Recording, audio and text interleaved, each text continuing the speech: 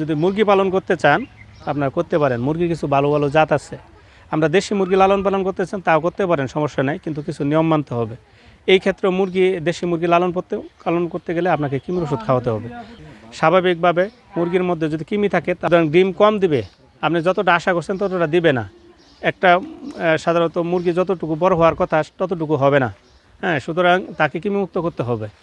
মুরগির সাধারণত আপনি দেশি মুরগিকে 1 মাস বয়সে আপনি কৃমিমুক্ত করতে পারবেন। এবং মুরগির কিছু টিকা আছে, এগুলো টিকা যদি আপনার না দেন তাহলে আপনার মুরগি কিন্তু মারা যাবে। আপনি একটি মুরগি কিন্তু 10 থেকে 12টি বাচ্চা মুরগিকে বড় করে। তো সুতরাং এই বাচ্চাগুলো যেন সুস্থ থাকে, তো ব্রুডার দেশি মুরগির ক্ষেত্রে তারা কিন্তু নিজেরাই তাপ উৎপাদনের মাধ্যমে প্রাকৃতিকভাবে মুরগি কিন্তু সেগুলোকে বড় করে, আপনার তাপ আলাদাভাবে দেওয়ার দরকার নাই। যেমন খামারে যেমন দেখা যায় যে লাইট সিস্টেমের মাধ্যমে, ব্রুডার সিস্টেমের মাধ্যমে তাপ দেওয়া হয়, দেশি মুরগির ক্ষেত্রে সেটা দরকার নাই।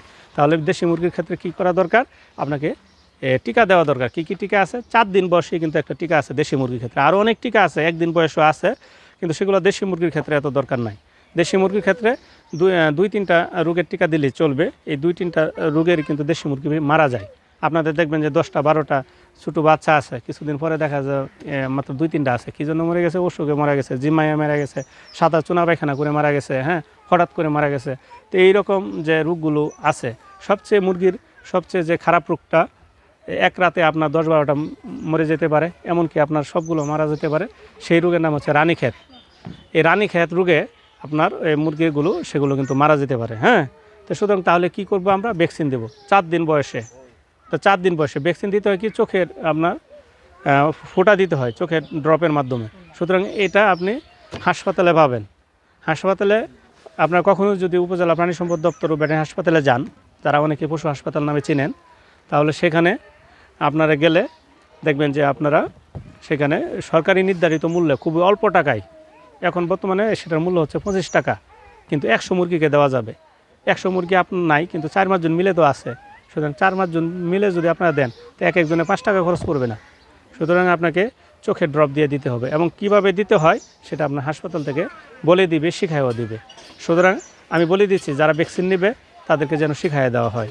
সুতরাং আপনাকে শিখাইয়ে দেবে যে এই ভ্যাকসিনগুলো কীভাবে দিতে হয়। আপনাকে শুধুমাত্র নিজে উদ্যোগ নিয়ে আপনাকে দিতে হবে। 100 মুরগিকে আপনি দিতে পারবেন। সুতরাং তাহলে আপনি 100 বাচ্চাকে দিলে 100 বাচ্চার একটা বাচ্চা এই রানীক্ষেত রোগে মারা যাবে না।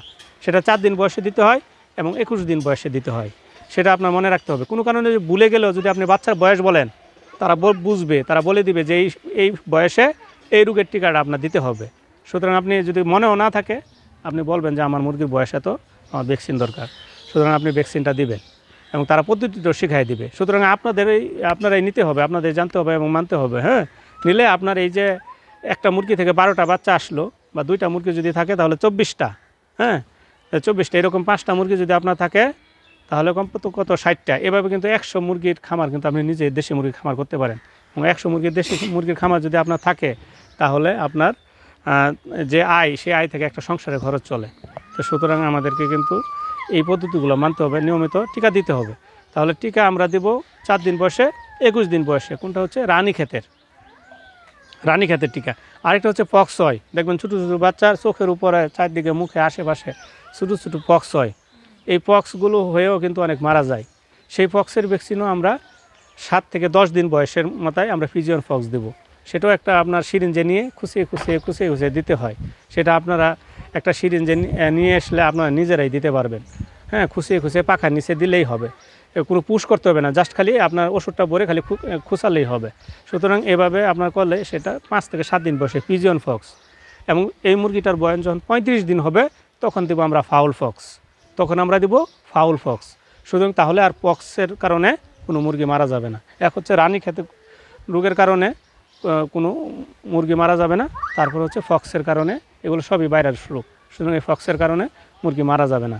তারপর একটা টিকা দিতে হয় ফাউল কলেরা। সেটা হচ্ছে বড় মুরগি, আপনার 2 মাস হয়ে গেছে, 2 মাসের বেশি মুরগি, এই 2 মাসের মুরগিকেও কি আপনার রানীক্ষেতের টিকা দিতে হয়। এটা বড় মুরগি রানীক্ষেত, যেটা 4 দিন বয়সে বলছিলাম, আর 21 দিন বলছিলাম, সেটা হচ্ছে বাচ্চা মুরগি রানীক্ষেত। এবং 2 মাস বয়সে দিবেন, তখন বলবেন যে বড় মুরগি রানীক্ষেত, হ্যাঁ, তখন RDB ভ্যাকসিন। সেটা আপনারা যদি বয়স বলেন যে 2 মাস হয়ে গেছে, তখন ইনজেকশন দিতে হবে। এবং সেইটা ইনজেকশন কীভাবে দিতে হয় সেটাও আমাকে শিখাই দিবে। রানের মাংস খুব বেশি না, 1 মিলি দিতে হবে, এবং আপনার পানির সাথে মিশিয়ে সেটা 100 মিলি 100 মিলি করতে হবে এবং 100 মিলি করে সেটা আপনার 1 মিলি করে মাংসে দিতে হবে, অর্থাৎ একটা ট্যাবলেট 100 মিলি আপনার পানি ডিস্টিল ওয়াটার বা পানির সাথে মিশিয়ে তারপর সেটি আপনার 1 মিলি করে মাংসে দিতে হবে। সুতরাং সেটাও কঠিন কিছু না, আপনাদেরকে শিখিয়ে দেবে। কিন্তু আপনাদের এই ভ্যাকসিনগুলো দিলে আপনার মুরগি একটাও মারা যাবে না, রোগে মারা যাবে না, রানীক্ষেত রোগে মারা যাবে না। আরও কিছু রোগ আছে ফাউল কলেরা, সেটাও আপনার 2 মাস বয়সে দিতে হয়। 2 মাস 15 দিন বয়সে রানীক্ষেত যদি 2 মাস বয়সে দেন, এটা আরও 15 দিন বিরতি দিয়ে 2 মাস 15 দিনে দিবেন। আবার 15 দিন পরে বুস্টার দিতে পারেন, তারপর 6 মাস পর পর। 2 মাসে দেওয়ার পরে তারপর 6 মাস পর পর দিতে হবে। তাহলে আমি যদি আবার শর্টকাটে বলি যে আমরা মুরগির ক্ষেত্রে ভ্যাকসিন দেব প্রথম 4 দিন বয়সে, 21 দিন বয়সে BCRDB বাচ্চা মুরগি রানীক্ষেত। তারপর আরেকটা বলছিলাম যে পক্সের টিকা দিতে হবে 7 দিন বয়সে, এবং 35 দিন বয়সে আপনার ফাউল পক্স। সুতরাং এই বয়সগুলো আপনার মনে রাখতে হবে। পাশাপাশি আপনার 10 দিন এবং 17 দিন বয়সে আমরা গাম্বুরু ভ্যাকসিন দিতে হবে, কারণ গাম্বুরু রোগে অনেক মারা যায়। তো সুতরাং গাম্বুরু ভ্যাকসিনটা আমরা এই 10 দিন এবং 17 দিন বয়সে আমরা দেব। এবং আপনার পরবর্তীতে এই যে 2 মাস হয়ে গেলে আমরা রানীক্ষেত এবং ফাউল কলেরা, রানীক্ষেত যদি আগে দেই ফাউল কলেরা দেবো আরও 15 দিন পরে। এভাবে এরপরে আমরা 6 মাস অন্তর অন্তর এই ভ্যাকসিনগুলো দিয়ে যাব। সুতরাং দেশি মুরগির ক্ষেত্রে এইগুলো দিলেই চলবে। এখন কারো যদি 500 বা আরও বেশি দেশি মুরগি থাকে, তার ক্ষেত্রে ব্লাড ফ্লু বা এভিয়ান ইনফ্লুয়েঞ্জার ভ্যাকসিনটাও দিতে হবে। 10টা 20টা থাকে, আমি যে কয়েকটা ভ্যাকসিন বললাম সেই ভ্যাকসিনগুলো দিবেন, কৃমি ওষুধ খাওয়াবেন, আপনার একটা মুরগিও মারা যাবে না ইনশাল্লাহ। তো সুতরাং আপনারা মুরগি লালন পালন করলে এই বিষয়গুলো মানতে হবে।